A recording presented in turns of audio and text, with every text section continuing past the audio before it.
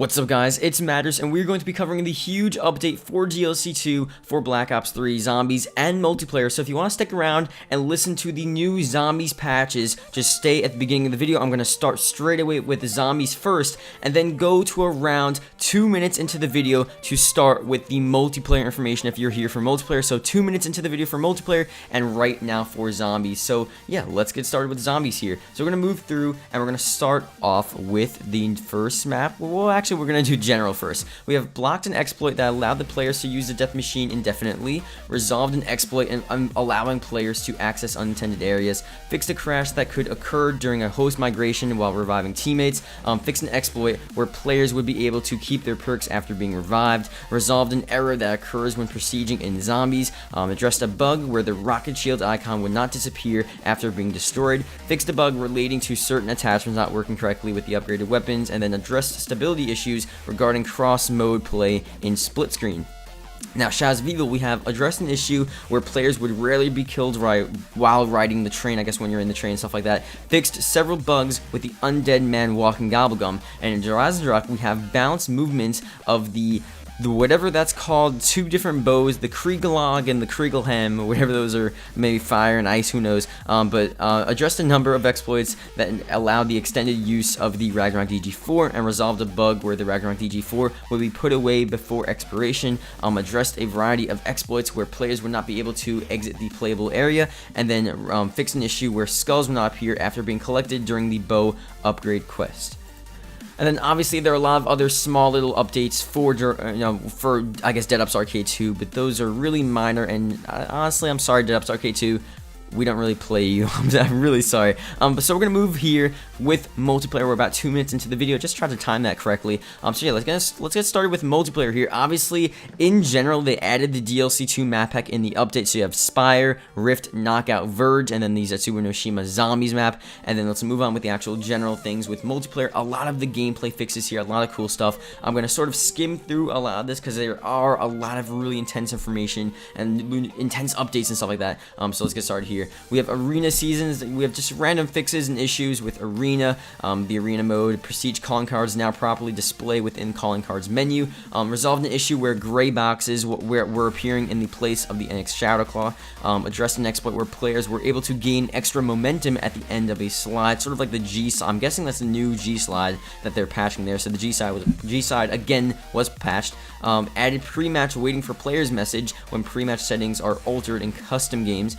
Fixed an issue where the HG40 will appear as a large gray box, and a lot of these are actually about the large gray box and stuff like that, with the weapons we're not actually showing, and they're showing as placeholders and stuff like that. So there's a lot of weird stuff, different fixes to different sounds that were occurring instead of the actual gun shooting. You have time window to obtain tag and bag of medals has been extended, and the medals are now properly rewarded at the end of vision pulse range. That's another one there. Resolved an issue where spawn trap logic was not being enabled in second and fourth rounds of gameplay. Additional improvements to bot path selection and correction when becoming stuck, obviously, with the actual bots in private match and stuff like that. Fixed an issue where certain weapons could be fired faster than their intended fire rate. That's another thing there.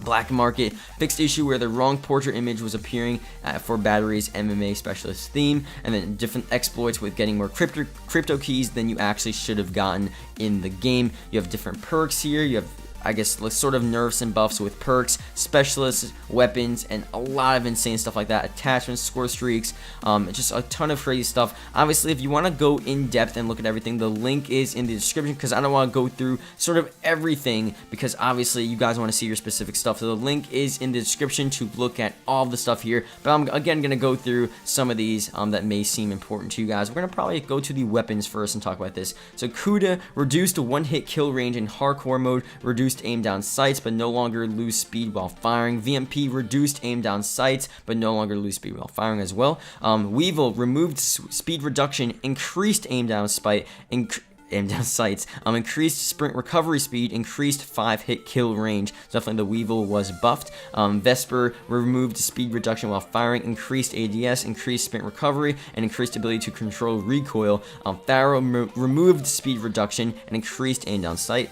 Razorback, we have removed speed reduction as well, increased 4 hit kill range, reduced 1 hit kill range in hardcore mode, and then HE40 increased 3 hit kill damage range as well.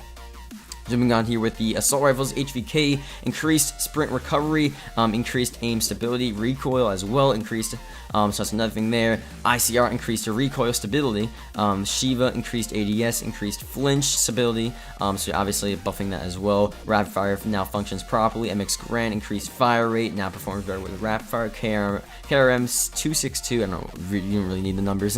Increased 1 hit kill range potential. Haymaker increased 3 hit kill range. Argus increased 1 hit kill range. So just different stuff there, minor stuff. BRM increased ADS. Dingo increased tightness of the bullet spread while you're aimed down sights. Gorgon increased ADS as well. 48 Dredge increased fire rate and ADS. Attachments, laser sight, recon, BOA, increased recoil stability, stuff like that. Increased accuracy bonus received from the actual laser sight as well. That's the first one there. Thermal increased recoil as well, and then obviously, well, the stability of the recoil for all these weapons, for all these attachments, and stuff like that. So most of them are pretty cool. Score streaks here, increased drone count for the Rolling Thunder. The Raps increased drone count as well. The Raps drones, all that stuff, just increasing the amount of score streak you actually get. And then other than that, we have different challenges and stuff like that. And again, if you want to look at those specific ones, that's really it. If you want to look at the specialist ones and the different specific ones for like challenges and stuff, there are only a few. And some of the game modes, the link is in the description. But that's for the most part the actual update with the weapons and the buffs and the nerfs and then zombies as well. So tell me exactly what you think, and yeah, see you guys later.